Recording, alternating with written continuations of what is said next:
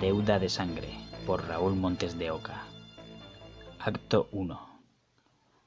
Toqué y pulsó el botón de alarma en el panel de control de la Mandaka, la nave clase trofeo que era motivo de orgullo para su clan. Llevaba a bordo 2 cazadores más, Yota Lai y a su superior Eka, sin olvidar a los 10 cachorros ansiosos por pasar su rito de iniciación. El aterrizaje iba a ser bastante movido. Lo que prometía ser una rutinaria tarea se había complicado súbitamente con la aparición imprevista de una tormenta de arena.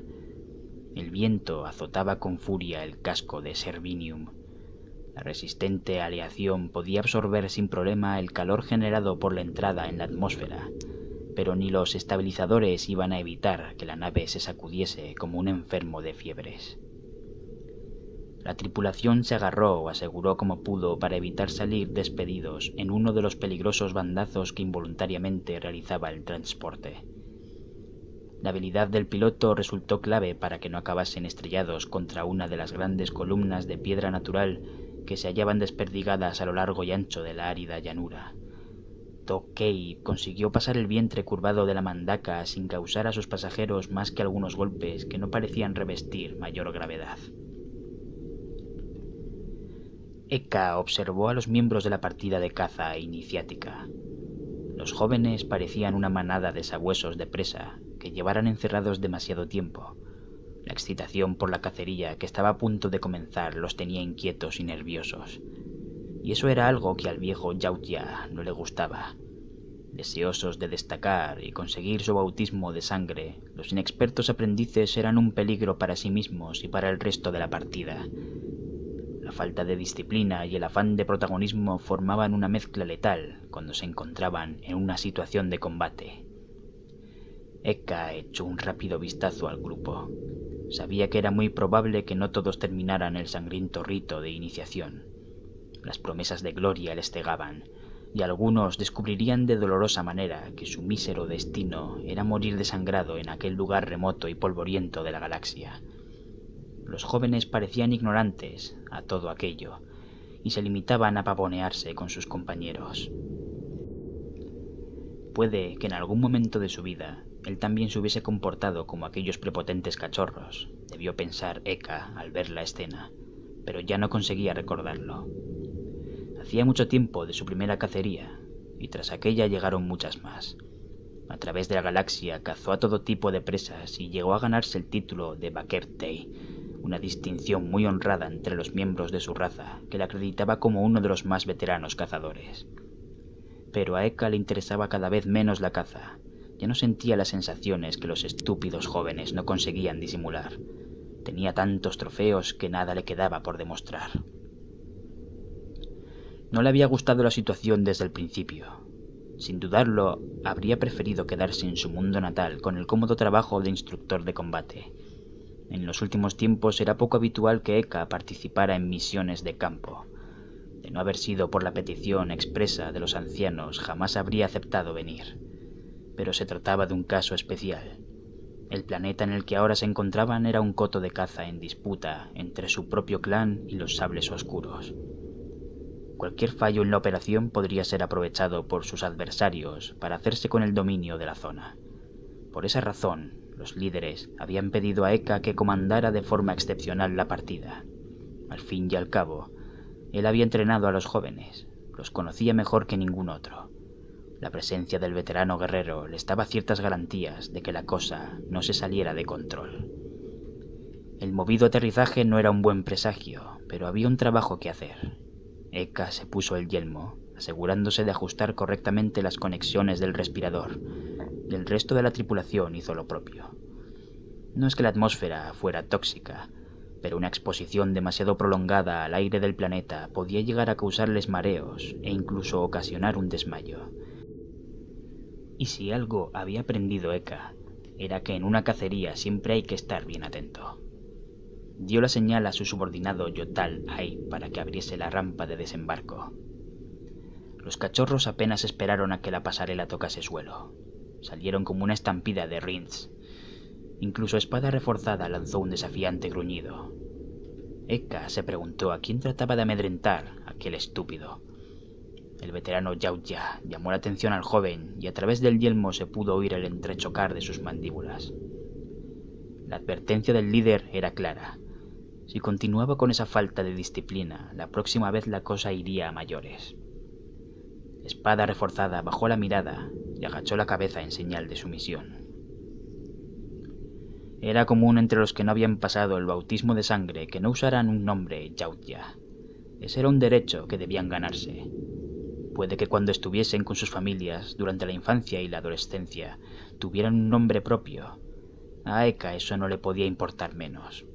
Hasta que fueran unos sangre fresca de pleno derecho, no conocerían otro nombre que el apodo que él mismo les había asignado durante su entrenamiento. Los sangre fresca eran el rango más bajo entre los iniciados, pero al menos ellos tenían derecho a usar un nombre de verdad. Tokei fue el último en abandonar la nave. Cuando la rampa volvió a su posición inicial, se activó el dispositivo de camuflaje. Para cualquiera menos habituado a la tecnología de los Yautja, podría haber parecido que el transporte simplemente había desaparecido en el aire. Eka pulsó en el brazalete de muñeca el acceso a los sensores principales de la Mandaka. El resto de la partida no pudo observarlo porque el yelmo le ocultaba las facciones, pero bajo la máscara de guerra, el veterano cazador frunció la frente. Volvió a repetir el proceso y obtuvo el mismo frustrante resultado. Ni rastro del dron repartidor. Las únicas opciones que se le ocurrían eran que hubiese sido destruido o desconectado, y ninguna de las dos apuntaba a nada bueno. Tokei y Yotal Lai esperaban las instrucciones de su líder y el lenguaje corporal de los no iniciados delataba también su impaciencia. ¡Ulta!, dijo dirigiéndose a sus dos subordinados. No hizo falta más para que los dos iniciados supieran cuál era su tarea. El idioma Yautja es bastante parco en palabras. Los dos cazadores dividieron a los jóvenes en sendos escuadrones y se repartieron el terreno que debían explorar. Para Eka era una bendición contar al menos con dos expertos que sabían hacer su trabajo. Le preocupaba la ausencia de señal del dron. Había sido lanzado desde la Mandaka 7 rotaciones solares antes del inicio de la cacería. La misión del aparato era repartir por el terreno los valiosísimos huevos de los Qian de Ameda, los carne dura, como los llamaban los Yautja. Los cráneos de las peligrosas presas de sangre ácida eran de los trofeos más codiciados. El dron esparcía la infección en un entorno controlado para que los no iniciados los atrapasen y demostraran así a la sociedad que eran merecedores de ser llamados cazadores. Pero si no sabía dónde se hallaba el aparato, entonces el entorno dejaba de estar controlado. Si el asunto había empezado mal, la continuación era mucho peor. Durante un tiempo siguió intentando obtener nueva información de la computadora de su brazalete, pulsando los controladores con las afiladas uñas. Una luz roja brilló en la pantalla. Reconoció el código de inmediato. El escuadrón de Tokei había encontrado algo. Sin perder un momento, emprendió la carrera para reunirse con su subordinado, ignorando las molestias que la incipiente artritis le ocasionaba. No tardó en divisar al grupo. Se encontraban junto a unas rocas de mediano tamaño, en una amplia pradera salpicada de pequeños arbustos espinosos. Rodeaban algo que se hallaba en el suelo. Eka hubo de acercarse bastante más, hasta que reconoció lo que miraban sus compañeros. El cuerpo esquelético y la larga cola aserrada no dejaban lugar a dudas. Se trataba de un Qian de Ameda. Para ser más exactos, era el cuerpo de un corredor, por la carencia de los característicos tubos dorsales de su especie. Seguramente gestado en un lobo de los brezos, una especie de reptil acorazado muy común en planetas del mismo tipo. El veterano cazador se fijó en las dobles articulaciones que la criatura tenía en brazos y piernas. Los corredores eran fundamentalmente cuadrúpedos, lo que les daba una gran velocidad de movimiento, si bien eran capaces de alzarse sobre las patas traseras por cortos periodos de tiempo. La carne dura solía tomar ciertos aspectos de su huésped. Eka lo había visto en innumerables ocasiones. Pero lo más llamativo era que el parásito no tenía cabeza. Había sido seccionada de un tajo limpio. El autor de la hazaña no era ninguno de sus pupilos. De haberlo sido, los gritos de júbilo por conseguir su primera presa podrían haberse oído desde la órbita del planeta. En vez de eso, los jóvenes se encontraban sumidos en un extraño silencio. Sabían, al igual que Eka, que la decapitación se había realizado con una hoja grande y muy afilada. Únicamente el Sarvinium era capaz de cortar con tal precisión la dura coraza natural de los Kian de Ameda. Probablemente se había usado una naginata para el trabajo. Había más cazadores en el planeta. Acto 2. El hallazgo era más preocupante de lo que parecía a primera vista. La presencia de otra partida de caza era una intromisión inadmisible. Eka estaba convencido de que se trataba del clan Sable Oscuro. Eran los únicos con motivos para desafiar su autoridad en aquel sector. La provocación era muy grave y rompía todas las normas de conducta de los Yautja. El uso de la naginata revelaba que iban a por todas. No se trataba de un grupo de jóvenes no iniciados. Ningún cazador en su sano juicio permitiría su uso a alguien que no hubiese probado su valía. Las pesadas y poderosas armas de asta con doble hoja estaban reservadas para los que habían pasado su bautismo de sangre, por lo que la partida de los sables oscuros estaría formada por guerreros más veteranos. Eka no sabía qué esperar de aquella situación. A pesar de las numerosas cacerías y combates que llevaba sobre sus anchas espaldas, jamás había encontrado una situación igual. Invadir el territorio de otro clan estaba considerado como uno de los más graves delitos por la ley de los Yautja. Si llegaba a saberse, los sables oscuros se arriesgaban a ser declarados mala sangre.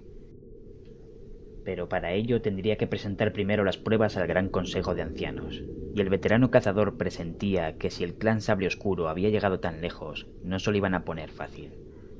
Las reglas del juego habían cambiado, ya no estaban en una cacería, sino en una guerra.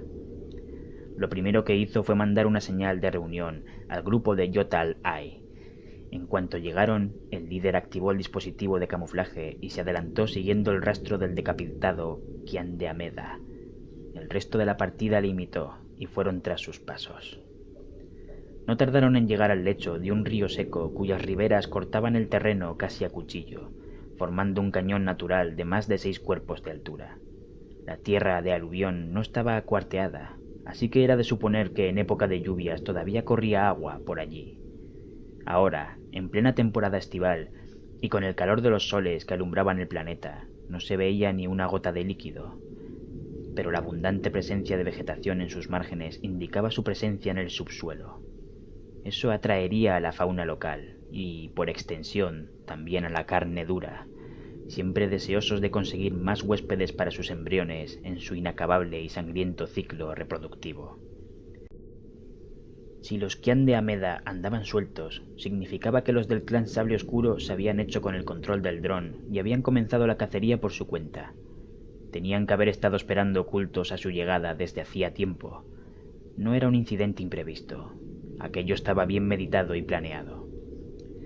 Volver a la nave y regresar a su mundo natal era impensable de momento. Sin pruebas fehacientes de lo que estaba pasando allí, solo conseguirían ver empañado su honor. En su clan se burlarían por huir de un combate sin presentar batalla y abandonar un territorio. Los rivales del clan Sable Oscuro verían su retirada como un acto de cobardía, algo que sin duda iban a aprovechar ante el Gran Consejo para hacer valer sus pretendidos derechos de caza sobre el planeta. A un buen rato de camino, la partida observó que el cauce del río cambiaba de dirección. En aquel punto la corriente debía chocar con la gran pared rocosa que tenían justo enfrente y la desviaba hacia el sur. Todavía quedaba en el margen opuesto una charca de buen tamaño, alimentada por un manantial que brotaba de la misma roca.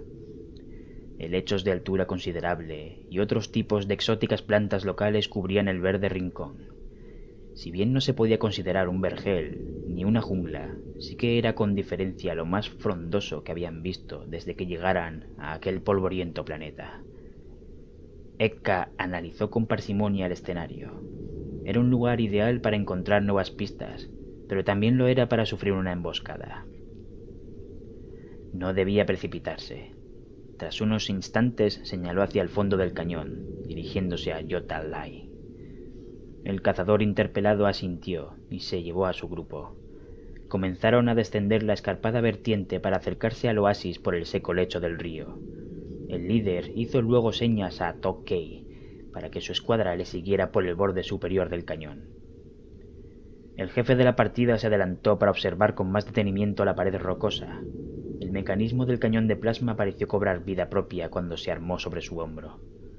A Tokkei y al resto de su escuadra no les pasó desapercibido el gesto de su comandante.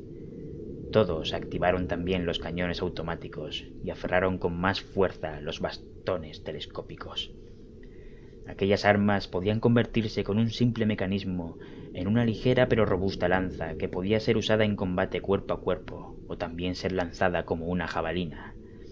Hasta un bisoño principiante sabía que, cuando se trata de enfrentarse a la carne dura, es mejor no buscar demasiado las distancias cortas para no ser afectados por su dañina sangre.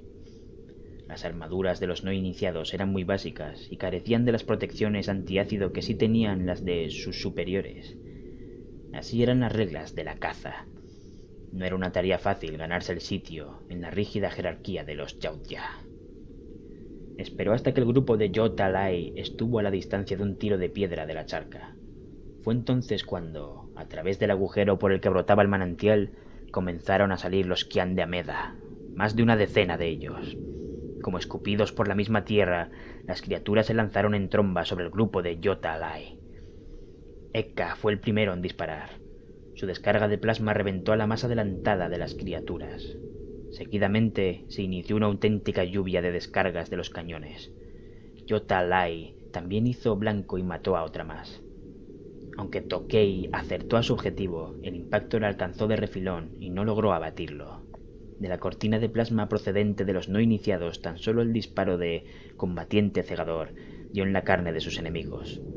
Probablemente se debió más a la buena fortuna que a su puntería, pero la cabeza del Qian de Ameda resultó literalmente pulverizada. Los xenomorfos se movieron con increíble rapidez por la escarpada pared de roca, con la misma facilidad que si corrieran por el suelo. Como si fueran un solo cerebro, saltaron a un tiempo, impulsándose con las delgadas pero fibrosas extremidades. En un abrir y cerrar de ojos ya se encontraban a escasos pasos del escuadrón dirigido por Jota Lai. Desde la parte superior, Ekka, Tokkei y los suyos siguieron disparando los cañones automáticos sin cesar. Esta vez fue el joven apodado Máscara Salvaje el que se cobró una nueva presa. Su disparo partió la columna a una de las criaturas, dejándola inmóvil sobre el polvo. Otro más fue para la cuenta particular de Tokkei, y Ekka también hizo lo propio, demostrando así por qué era considerado un cazador extraordinario. Jota Lai se plantó al frente de su escuadra en primera línea de defensa. Disparó el cañón de plasma contra el enemigo que tenía más cerca. La carne dura encajó el impacto, pero no cayó, sino que continuó la carrera con pasos tambaleantes.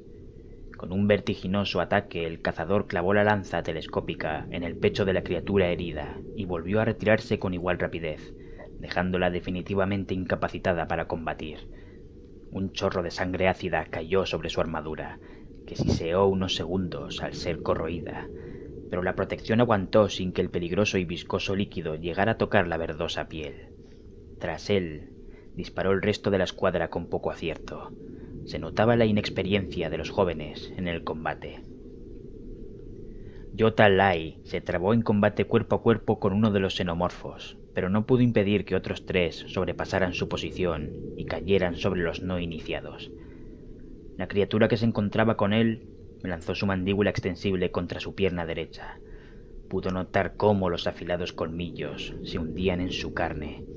El cazador trató de zafarse de la presa del xenomorfo sin éxito. En una distancia tan corta, la lanza era más una molestia que una ayuda.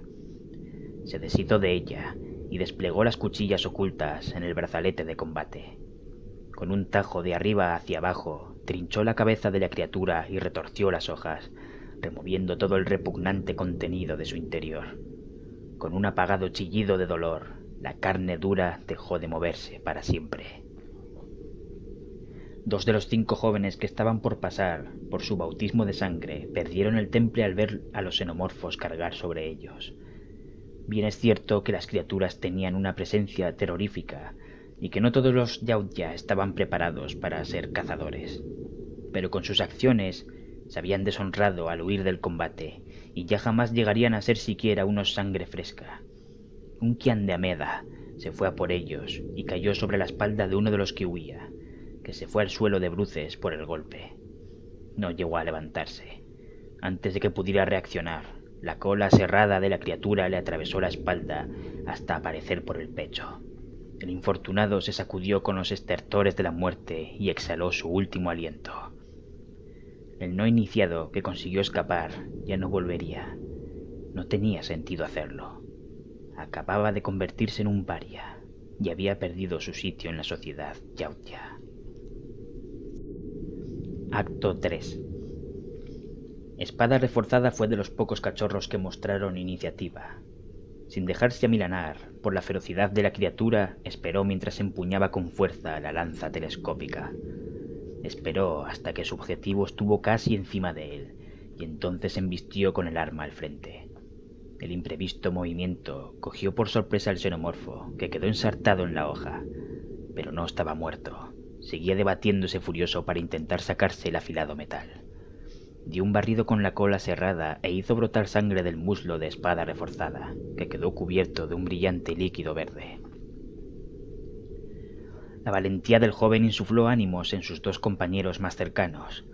Al ver al enemigo inmovilizado, se unieron a la reyerta y lo cosieron a lanzazos hasta que dejó de moverse de manera definitiva. Los 2 últimos supervivientes del grupo de xenomorfos no tuvieron oportunidad de causar más daños. Una descarga de plasma del cañón automático de Eka reventó literalmente al que todavía seguía sobre la espalda del no iniciado caído. Al morir la criatura roció todo en un radio de varios pasos con su dañina sangre ácida, bañando el cuerpo del joven Yautja que había muerto. El espectáculo no era agradable de ver. Yotal Ai se unió a los jóvenes de su escuadra y no tardaron en dar buena cuenta de la última limaña que seguía combatiendo. El ataque había terminado. Eka y el grupo que la acompañaba descendieron de su atalaya y se unieron al resto de sus congéneres. El líder se acercó hasta el cuerpo del caído, un cachorro al que llamaba Guardia Atronador. Poco importaba su nombre. Lo habían matado por la espalda mientras huía de un combate. Nadie iba a recordarle. Uno de los no iniciados del grupo de Yotalai se quitó el yelmo y se adelantó, abriéndose paso con estruendo entre sus compañeros hasta situarse frente al jefe de la partida de caza. Su lenguaje corporal no dejaba lugar a dudas. Las mandíbulas inferiores, completamente abiertas, indicaban su enfado. Su mote era puro orgullo, uno bastante acertado para describir el carácter del inexperto cazador.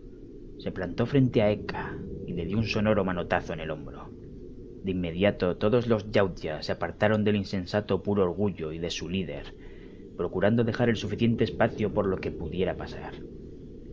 Eka no necesitaba demostrar nada a aquel arrogante proyecto de Yautja, pero no podía dejar pasar la grave falta de disciplina. Un no iniciado no tenía el derecho a retar a un cazador. Si el joven insistía en comportarse como un bárbaro sin honor, sería tratado del mismo modo. Sin previo aviso, el veterano líder soltó un revés con el brazo derecho que cogió por sorpresa al indisciplinado aprendiz. El golpe lo envió de espaldas al suelo. Puro orgullo no pareció tener bastante e intentó volver a recuperar la verticalidad, pero Yotalai se lo impidió plantando su pie sobre el pecho del cachorro derribado. Entendía el enfado del joven. Creía que habían sido usados como cebo para atraer a los xenomorfos. Y en el fondo así era, pero lo que el joven no alcanzaba a comprender era que, de no haber cogido a los carne dura entre 2 fuegos, Guardia Atronador no sería la única baja que habrían tenido que lamentar. Todavía le quedaba mucho por aprender al insolente no iniciado.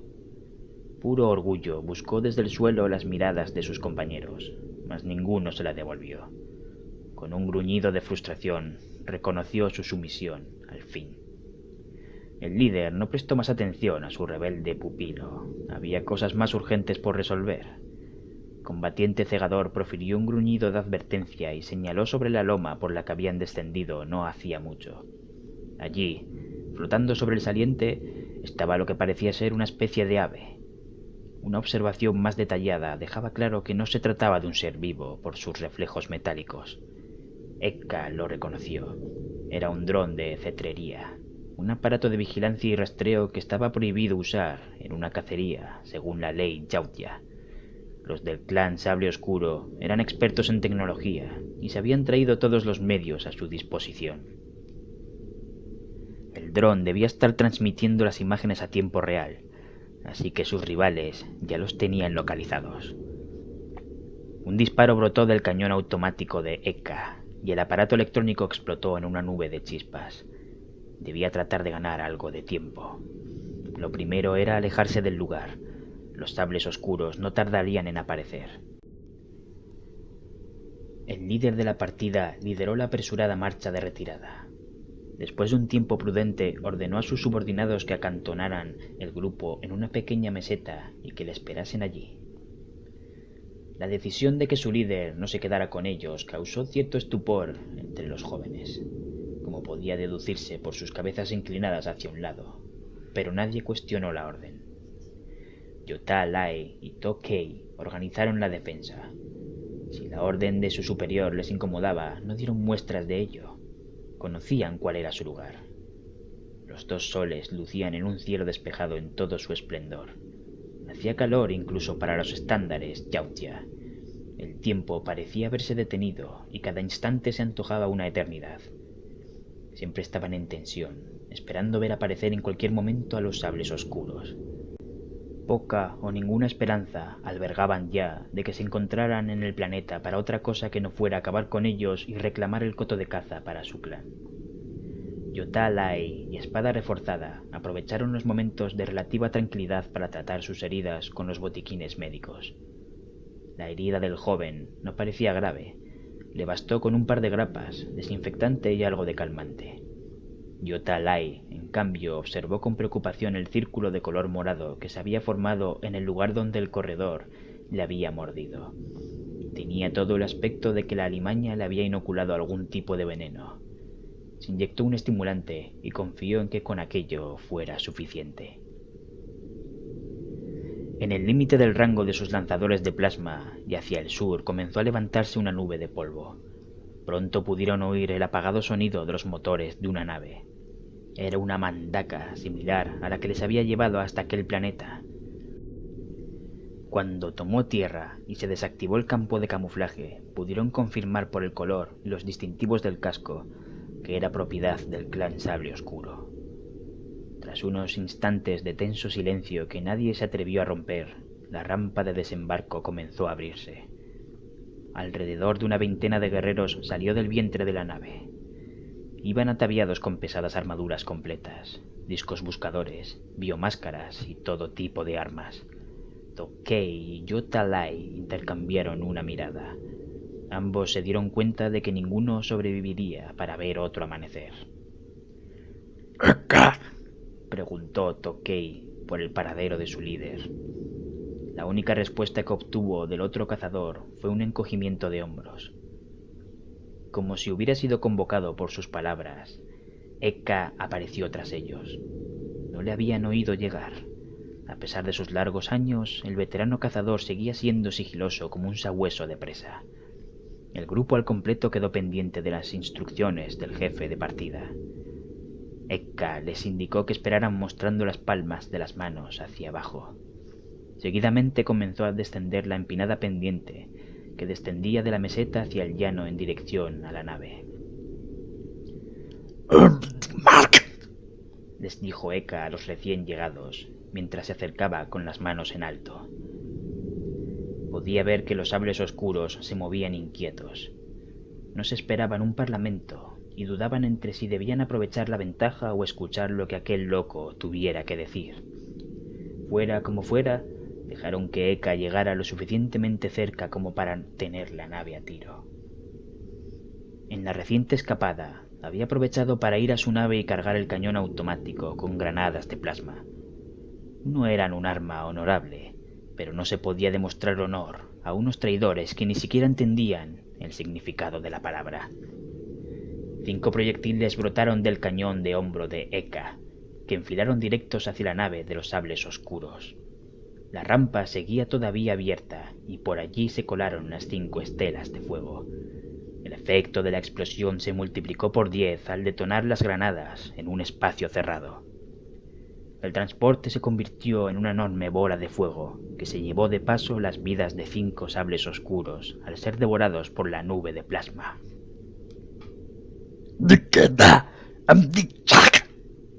Gritó con furia desatada Eka, arqueando hacia atrás la espalda y abriendo por completo sus 4 mandíbulas a un tiempo. A su señal, Yotalai, Tokei y el resto de los no iniciados abandonaron la protección de la atalaya y cargaron como una manada de fieras salvajes contra los sorprendidos sables oscuros, al tiempo que echaban sobre ellos una espesa cortina de plasma.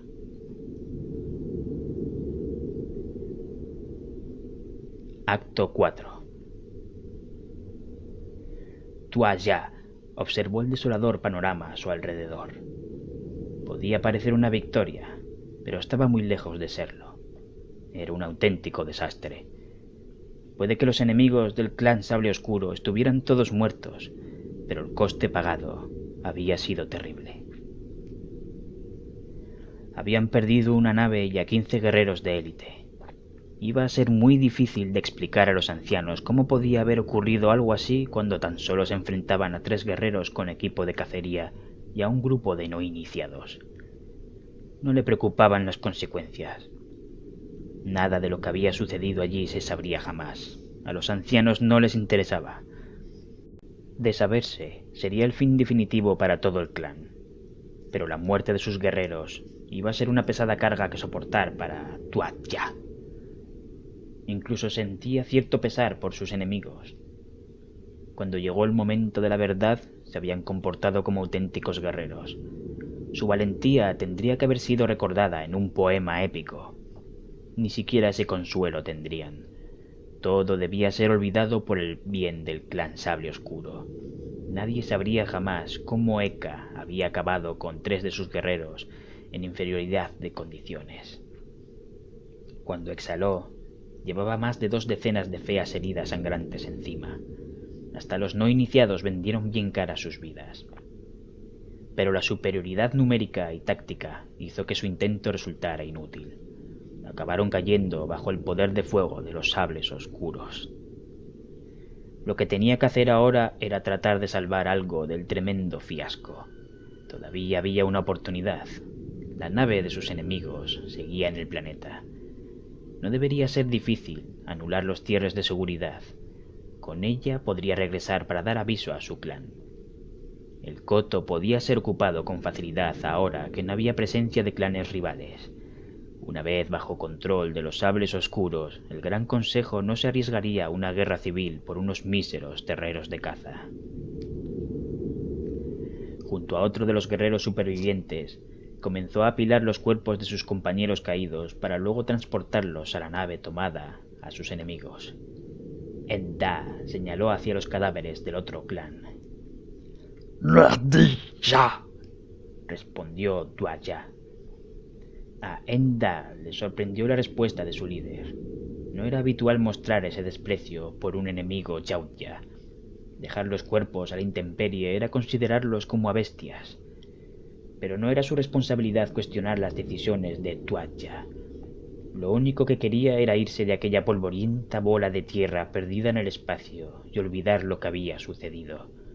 Conseguiría grandes favores de los ancianos del clan con mucha probabilidad, pero en su interior sabía que ningún honor obtendría de lo que a todas luces era una traición. Algún tiempo más tarde, el dúo pudo ver acercarse por el cielo desde el este a la nave de sus rivales. Los otros guerreros de la partida habían ido a buscarla y finalmente regresaban. Apenas 3 más, de una partida de 20, seguían con vida. A toda prisa subieron a bordo a sus camaradas muertos, pues ninguno quería pasar más tiempo del estrictamente necesario en el lugar. Una vez terminada la tarea, embarcaron sin volver la vista atrás. De haberlo hecho, quizás podrían haber visto la silueta que se movía agazapada a los pies de la cercana meseta. Era el joven que había huido del combate con los xenomorfos. Había vagado solo, sin saber qué hacer desde entonces. El ruido del combate y la enorme explosión había traído su atención hacia la zona. Algo muy grave debía haber pasado, y su natural curiosidad hizo el resto. En aquellos momentos no tenía nombre. El familiar había perdido su sentido hacía tiempo, menos todavía tenía el mote que Eka le había puesto. Ya nunca tendría tampoco un nombre Yautja. Ahora era menos que un no iniciado, un descastado. Puede que ningún miembro de su raza le considerara digno, pero eso no impedía que el odio y la rabia llenaran su pecho. Había visto desde la distancia lo sucedido. Le daba igual la ley de los Yautja. No significaba nada para él. Esto era algo personal. Nadie merecía ser tratado de aquella manera. Esos traidores deberían pagar por sus crímenes. No se le ocurría qué podía hacer él cuando ni siquiera había sido capaz de enfrentarse a un xenomorfo. Había sentido miedo y se había dejado llevar por él.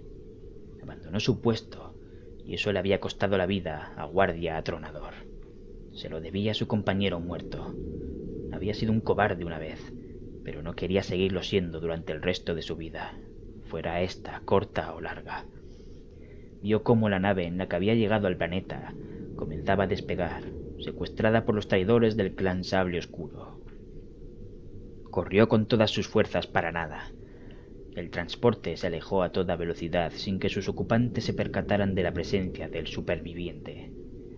La frustración y la rabia dominaron al Ronin, el guerrero sin clan, que gritó impotente al cielo. Abatido, se dio la vuelta y su vista se posó sobre los cuerpos sin vida de sus excompañeros. Una idea le cruzó la cabeza y rugió ansioso. Comenzó a rebuscar entre los cadáveres como si se hubiera vuelto loco. Tratar así el cuerpo de un compañero caído hubiera sido considerado un deshonor. La situación era desesperada y no había tiempo para sutilezas. Encontró a Eka. Al ver cómo había quedado, no pudo evitar dar un respingo entre el miedo y la sorpresa. Su final tuvo que ser terrible. No había lugar de su cuerpo que no estuviese quemado por el plasma o desgarrado por las temibles cimitarras que daban nombre al clan Sable Oscuro. Encendió la computadora de batalla del brazalete del fallecido líder y accedió al programa de autodestrucción de la nave. El protocolo de seguridad pidió que confirmara su identidad. El Ronin tomó con todo respeto la fría mano derecha de Eka y colocó lentamente sobre la pantalla el índice de su antiguo líder. El sistema reconoció la huella e inició la cuenta atrás.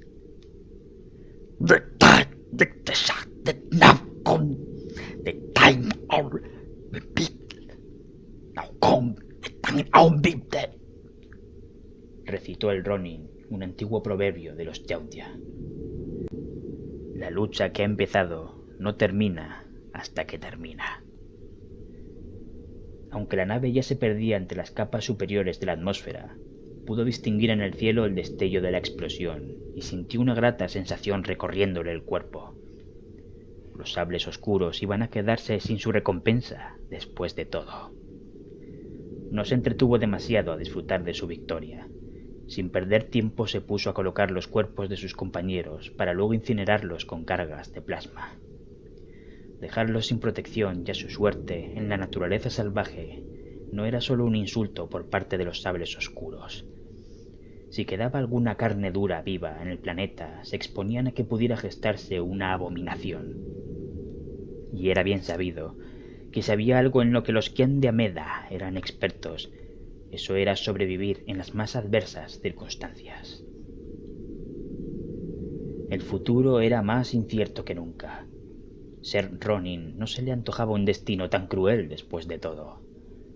No quería ser un peón prescindible al que los ancianos sacrificaban en sus juegos de poder allá en sus cómodos salones. Un alto número de buenos guerreros habían muerto aquel día por parte de ambos clanes, para nada. O para que todo continuara exactamente igual que al principio. Le parecía un desperdicio estúpido de vidas. No, ser Ronin no era tan malo. Incluso podía ser un buen nombre. Ronin definía muy bien lo que ahora era. Algo se movió en los límites de su visión. Ronin se giró a tiempo de ver cómo un corredor se deslizaba entre dos grandes piedras en la distancia. Tal y como sospechaba, los carne dura habían sobrevivido. No era de extrañar. No habían tenido ningún control sobre las criaturas durante la accidentada cacería. Supuso que, en algún momento, los de su antiguo clan vendrían hasta el planeta al ver que su expedición no regresaba. Podía pasar mucho tiempo hasta que eso sucediera. Mientras tanto, Ronin iba a conseguirse sus propios trofeos de caza. Se pertrechó con el mejor material que pudo obtener de los equipos de sus antiguos compañeros y comenzó a seguir el rastro del Qian de Ameda. Su tarea iba a ser eliminar por completo la presencia de los peligrosos parásitos de aquel mundo. El futuro todavía estaba por ser escrito.